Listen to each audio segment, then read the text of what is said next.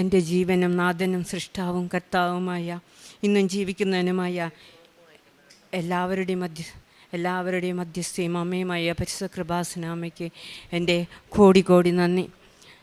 ഞാൻ അനിദ്യ ജോൺസൺ, എൻ്റെ husband Johnson. ഞങ്ങൾ ഒല്ലൂർ ഇടവകയിൽ തൃശ്ശൂർ ചിയാരത്തു നിന്ന് വരുന്നു. ഞാൻ 2019 ഇവിടെ ഉടമ്പടി എടുത്തു. 4 തവണയും ഞാൻ പുതുക്കി കഴിഞ്ഞു. എല്ലാ മാസവും ഇവിടെ വരുന്നിരുന്നു, ആരാധനയിൽ പങ്കുകൊണ്ടിരുന്നു. അത് കഴിഞ്ഞ് കോവിഡ് വന്നപ്പോൾ പിന്നെ വരാൻ സാധിക്കാതെയായി. പിന്നീട് കോവിഡിന് ശേഷം പിന്നെ ഉടമ്പടി എടുക്കാൻ 2022 പിന്നെ വരാൻ സാധിച്ചത്. ഞാൻ എൻ്റെ ആദ്യത്തെ ഉടമ്പടിയിൽ വെച്ചിരുന്നത് എനിക്ക് സ്വന്തമായിട്ടൊരു വീടുണ്ടാവണം എന്നതായിരുന്നു.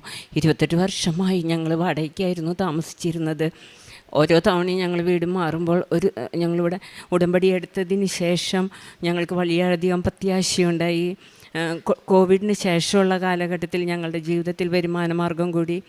ഹസ്ബൻഡിന് ബിസിനസ്സിൽ പുരോഗതി ഉണ്ടായി. ഞാനൊരു ട്യൂഷൻ ടീച്ചറാണ്. എനിക്ക് ഓൺലൈൻ ക്ലാസ്സുകളും ട്യൂഷനും കിട്ടി. അതിനോടനുബന്ധിച്ച് ഞങ്ങളുടെ വരുമാനമാർഗം അല്ലാതെ കൂടിയതിനെ ഞങ്ങൾക്ക് സ്വന്തമായിട്ടൊരു സ്ഥലം വാങ്ങാൻ സാധിച്ചു. നല്ല രീതിയിൽ തന്നെ ആ വീട് പണിയാനും ഞങ്ങൾക്ക് സാധിച്ചു. ഈ കാലഘട്ടങ്ങളിലെല്ലാം ഞങ്ങൾ നടക്കുമ്പോൾ എല്ലാ വീടുകളിലും മാറി മാറി താമസിക്കുമ്പോൾ ഞങ്ങൾ കരുതിയിരുന്നത് മക്കളും എല്ലാവരും ഒന്നിച്ച് പ്രാർത്ഥിച്ചിരുന്നു. ഞങ്ങൾക്ക് ടൗണിനടുത്ത് തന്നെ ഞങ്ങൾക്കൊരു നല്ലൊരു വീട് എനിക്ക് കിട്ടണേ.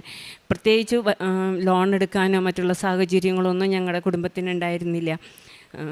ഞങ്ങൾക്ക് വളരെയധികം സൗകര്യപ്രദമായ ഒരു സ്ഥലത്ത് തന്നെ ഞങ്ങൾക്ക് വീട് പണിയാനും അത് വേഗം 1 വർഷത്തിനുള്ളിൽ തന്നെ ഞങ്ങൾക്ക് താമസമാക്കാനും സാധിച്ചു.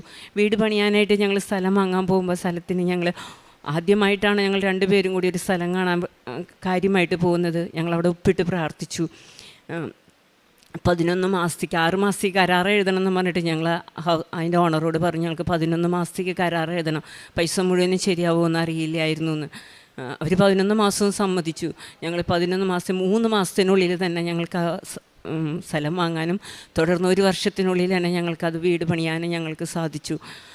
ഉടമ്പടി വീട് പണി നടന്നു വന്നിരിക്കുന്ന സമയത്ത് തന്നെ ഞാനിവിടെ പലപ്പോഴും സാക്ഷ്യം പറയാനായിട്ട് ഞാൻ വന്നിരുന്നു. എൻ്റെ ഏറ്റവും വലിയ ആഗ്രഹമായിരുന്നു സ്വന്തമായിട്ടുള്ളൊരു വീട്. അതുകൊണ്ട് അപ്പോഴൊക്കെ എന്നെ ഇവിടുന്ന് പറഞ്ഞു വീട് പണി കഴിയട്ടെ ചേച്ചി പിന്നെ വരൂ എന്ന് പറഞ്ഞ് എന്നെ എപ്പോഴും ഇവിടുന്ന് മടക്കി അയച്ചിരുന്നു. അപ്പോൾ വീട് പണി അത്രയും തവണ ഞാനിവിടെ സാക്ഷ്യം പറയാൻ വന്ന കാരണമായിരിക്കാം എൻ്റെ വീട് പണി പെട്ടെന്ന് കഴിഞ്ഞു. ഓരോ കല്ലിലും ഞാൻ ഈശോനെ അമ്മേനെയും കണ്ട് ഞാൻ ആ കല്ലുകൾ എടുത്തു വച്ചിരുന്നു.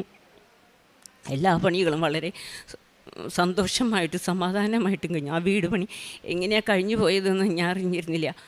പൈസയുടെ കാര്യത്തിലും മറ്റുള്ള കാര്യത്തിലെല്ലാം എൻ്റെ കൂടെ അമ്മ നിന്നതായിട്ട് ഞാൻ നന്നായി ഫീൽ ചെയ്തിരുന്നു.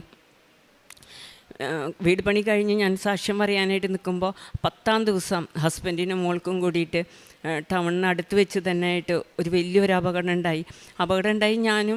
ഞാൻ എൻ്റെ വീട്ടിൽ ബ്രദർ ഉണ്ടായിരുന്നു. ഞാൻ അവനും കൂടി ആര്യോ ഫോണിൽ നിന്നാണ് ഞങ്ങൾക്കത് വിളിച്ച് പറഞ്ഞത്.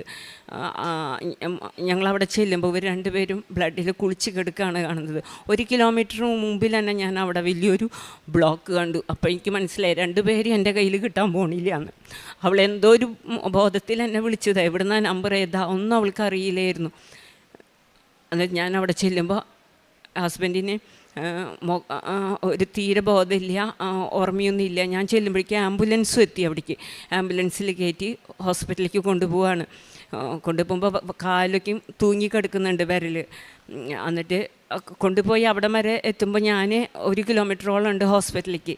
ആ ഹോസ്പിറ്റലിലേക്ക് പോകുന്ന വഴിയിൽ ഞാൻ മാതാവിൻ്റെ സ്വരം കേൾക്കുകയാണ്, നീ പേടിക്കാനുള്ളതായിട്ട് ഒന്നും തന്നെ ഇല്ല എന്ന് ഞാനൊരു ശബ്ദം ഞാൻ കേൾക്കുകയാണ്. എൻ്റെ മാതാവിൻ്റേതല്ലാതെ പിന്നെ ആരുടെ ശബ്ദമാണ് ഞാൻ ആ ഒരു വരയിൽ ഞാൻ കേൾക്കാൻ പോകുന്നത്? മോളെ ഞാൻ ഞങ്ങളുടെ കാറിലാണ് കൊണ്ടുപോയത്. അവൾക്ക് കാലിൻ്റെ മുട്ടിന് ലിഗ്മെൻറ്റിന് എല്ലിന് ഇതൊക്കെ അവൾക്ക് ഫ്രാക്ചറും വിഷമങ്ങളൊക്കെ ഉണ്ടായിരുന്നു. അത് പിന്നീടാണ് അറിയാൻ പറ്റിയത്. അവളെ ഞാൻ കാറിലാണ് കൊണ്ടുപോയത്. അപ്പോൾ അവൾ വരച്ച് എന്താ നടന്നേ ഒരു വണ്ടി എതിരെ ഇവർ തിരിയാൻ നിൽക്കുമ്പോൾ ഒരു വണ്ടി എതിരെ വന്ന് ഇടിക്കുകയായിരുന്നു. ഭാഗ്യത്തിന് പിന്നീടുള്ള വണ്ടികളൊന്നും ഇവരെ മേലെ കയറിപ്പോയില്ല. ഇവർ രണ്ടുപേരും റോട്ടിലായിരുന്നു കിടന്നിരുന്നത്.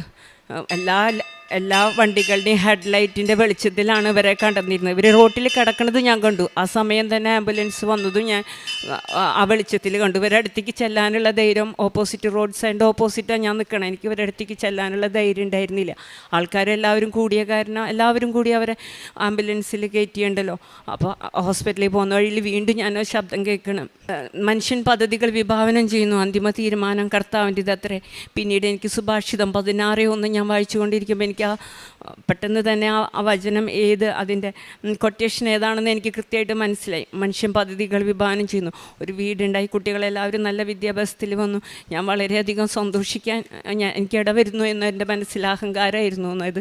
എന്നിട്ട് ഹോസ്പിറ്റലിൽ പോയി ഇദ്ദേഹത്തിന് വളരെയധികം മുറിവുകളുണ്ടായിരുന്നു. മുഖത്ത് മുഴുവനുള്ള എല്ലുകൾ മുഴുവനും നുറുങ്ങിയിരിക്കുകയായിരുന്നു. ഒന്നും ഡിസ്ലൊക്കേറ്റഡ് ആയിരുന്നില്ല.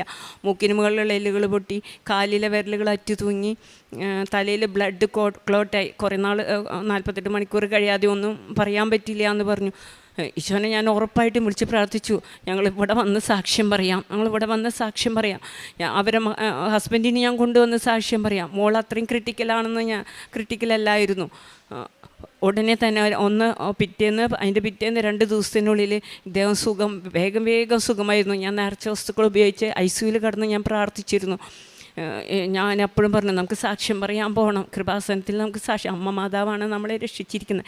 അടുത്തത് ഞാൻ എല്ലാ ചൊവ്വാഴ്ചയും എല്ലാ ബുധനാഴ്ചയും ഞാൻ അത്താണിയിൽ തൃശ്ശൂർ പോപ്പ് പോൾ മേഴ്സി ഹോമിൽ എല്ലാ ബുധനാഴ്ചയും ഞാൻ അവിടുത്തെ അന്തേവാസികൾക്ക് എല്ലാവരും ബെഡ് റിഡണാണ്. അവർക്ക് ഭക്ഷണം വാരി കൊടുക്കാനും, അവരെ തുണികളിൽ തോരയിട്ട് കൊടുക്കാനും, തുണികൾ കഴുകി കൊടുക്കാനും, അവർക്ക് പാത്രങ്ങളെല്ലാം കഴുകി കൊടുക്കാനും, അവർക്ക് ആവശ്യമായ എന്ത് കാര്യം, നഖം വെട്ടി കൊടുക്കുക, എല്ലാ കാര്യത്തിനും നമുക്ക് അവർ നമ്മൾ ചെല്ലാൻ കാത്തിരിക്കുകയാണ്. അവർക്ക് അവരുടെ വിശേഷം പറയാനും പിന്നെ നമ്മുടെ വിശേഷങ്ങൾ അവരറിയും, നമുക്ക് വേണ്ടി പ്രാർത്ഥിക്കും. എല്ലാ ബുധനാഴ്ചയും ചെല്ലും. പിന്നെ ഞാൻ കാരുണ്യ പ്രവൃത്തികളായിട്ട് എല്ലാ മാസവും 100 ഡയപ്പർ വീതം, ഞങ്ങൾക്ക് പുതുക്കാട് എന്നൊരു ഗ്രൂപ്പുണ്ട്, നമുക്ക് ഇവിടെ കൃപാസനം മരിയൻ ഗ്രൂപ്പ് ഒന്നുണ്ട്. ആ മരിയൻ ഗ്രൂപ്പിൽ ഞങ്ങൾക്ക് കഴിയാവുന്ന സഹായങ്ങളൊക്കെയും നമുക്ക് ചെയ്യാൻ സാധിക്കും. അവരെല്ലാവരും ഒരു മിനി ചേച്ചി ഞങ്ങൾക്ക് അതിനെ ലീഡ് ചെയ്യാനുണ്ട്. എല്ലാ മാസങ്ങളും അവിടെ 1000 മണി ജപമാലയുണ്ട്. അതിലെല്ലാം നമുക്ക് വേണ്ടി അവർ 300 ചില്ലാനം പേരുള്ള ഒരു ഗ്രൂപ്പാണ്. അപ്പോൾ എല്ലാ കാര്യങ്ങളും അതിൽക്കൂടെ നമുക്ക് ചെയ്യാൻ സാധിക്കും. ഒരു കൂട്ടമായിട്ട്, ഒരു ഗ്രൂപ്പായിട്ട് നമുക്കത് സഹായം ചെയ്യാനായിട്ടും എല്ലാവർക്കും വേണ്ടി പ്രാർത്ഥിക്കാനും സാധിക്കുന്നു. പിന്നെ ഞങ്ങൾ എല്ലാ മാസത്തിലും കഴിയാവുന്ന ദിവസങ്ങളിലൊക്കെയും പൊതിച്ചോറുണ്ടാക്കി ഭക്ഷണമായിട്ട്, ഏറ്റവും നല്ല ഭക്ഷണമായിട്ട് ഞങ്ങൾ ഹസ്ബൻഡിൻ്റെ കയ്യിൽ ഞാൻ കൊടുത്തു വിടമുണ്ടാക്കിയിട്ട് ഞങ്ങൾ 2 പേരും കൂടിയിട്ടാണ് ഉണ്ടാക്കുക. അത് എല്ലാ മാസങ്ങളിലും ഞങ്ങളത് തുടർന്ന് പോരുന്നുണ്ട്. ടൗണിലുള്ള എല്ലാവർക്കും കൂടിയിട്ട് കഴിയാവുന്ന അത്തരം പൊതിച്ചോറ്. ഇപ്പോൾ പൊതിച്ചോറ് കൊടുക്കാൻ പാടില്ല എന്ന് പറഞ്ഞപ്പോഴാണ് പിന്നെ വേറെ എന്തെങ്കിലും ആപ്പിളായിട്ടോ വേറെ എന്തെങ്കിലുമൊക്കെ അവർക്ക് ഇഷ്ടമുള്ള സൗകര്യമായിട്ട് ഫ്രൂട്ട്സൊക്കെ ആയിട്ട് ഞങ്ങൾ ഇടയ്ക്ക് കൊടുക്കാറുണ്ട്. പിന്നെ ബൈബിൾ വായന എല്ലാ ദിവസവും മുടങ്ങാതെ ഞാൻ ബൈബിൾ വായിക്കുന്നുണ്ട്. എല്ലാ ദിവസവും കുർബാനയ്ക്ക് പോകുന്നുണ്ട്. എപ്പോഴാണ് സമയം കിട്ടുന്നതിനനുസരിച്ച് ഞങ്ങൾ കുർബാനയ്ക്ക് പോകും. ഞായറാഴ്ച 2-3 കുർബാന, ഏതെങ്കിലും ദിവസം മുടങ്ങിക്കഴിഞ്ഞാണെങ്കിൽ 2-3 കുർബാന പങ്കെടുക്കാനായിട്ട് എനിക്ക് ഉള്ളിൽ വളരെയധികം ഉത്സാഹമാണ്. ഈശോ തന്ന എല്ലാ അനുഗ്രഹങ്ങൾക്കും, ഈശോ ഞങ്ങൾക്ക് തന്ന എല്ലാ അനുഗ്രഹങ്ങൾക്കും മാതാവിനും ഈശോയ്ക്കും കോടി നന്ദി പറയുന്നു.